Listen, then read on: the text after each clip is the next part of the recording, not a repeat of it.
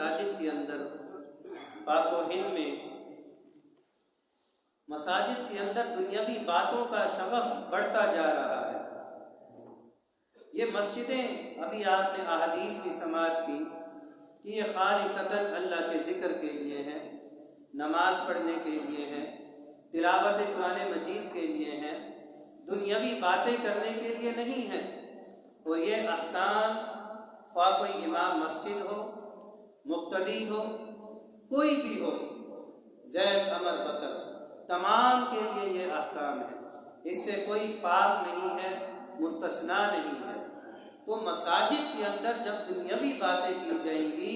تو فرمایا اس طرح اس کی نیکیاں ضائع ہوتی ہیں، ختم ہوتی ہیں، جیسے لکڑی کو آگ کھا جاتی ہے تو وہ لکڑی نہیں رہتی، اسی طرح انسان کی نیکیاں ضائع ہو جاتی ہیں اور انسان کو احساس نہیں ہوتا۔ تو مسجدیں دنیاوی باتیں کرنے کے لیے نہیں ہیں، اللہ کے ذکر کے لیے ہیں، تلاوت قرآن مجید کے لیے ہیں اور تعلیم و تعلم کے لیے ہیں کہ درس قرآن مجید ہو، درس حدیث ہو، وہ سنا جائے، اس پہ عمل کیا جائے۔ تو مساجد اس لیے بنائی جاتی ہے۔ پھر آپ علیہ السلام نے حکم دیا، امر رسول اللہ صلی اللہ علیہ وسلم ببناء المساجد فی الدول، کہ آپ علیہ السلام نے یہ حکم ارشاد فرمایا کہ اپنی مسجدوں کو اپنے محلوں میں بناؤ،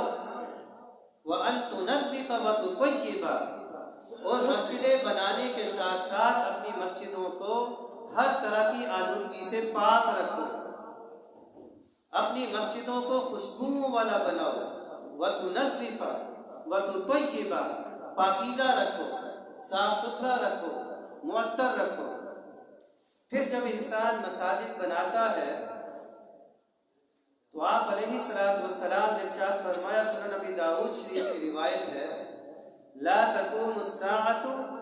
حتى يباهي الناس في المساجد، کہ قیامت اس وقت تک قائم نہیں ہوگی یہاں تک کہ لوگ مسجدوں میں فخر کریں گے۔ تو مسجدوں کی تعمیر کی جائے، مسجدیں بنائی جائیں، مسجدیں آباد کی جائیں،